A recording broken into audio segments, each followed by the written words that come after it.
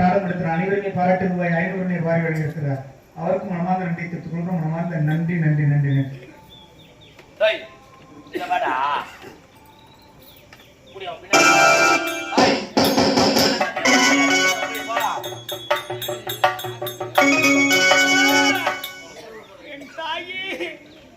மகனுக்கு வந்த நிலைமையை பார்த்தீரா அம்மா?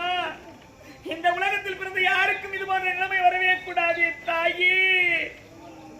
அம்மா மத்துமாசும் இணைத்து வந்து எத்தி எடுத்து ஐயோ அம்மா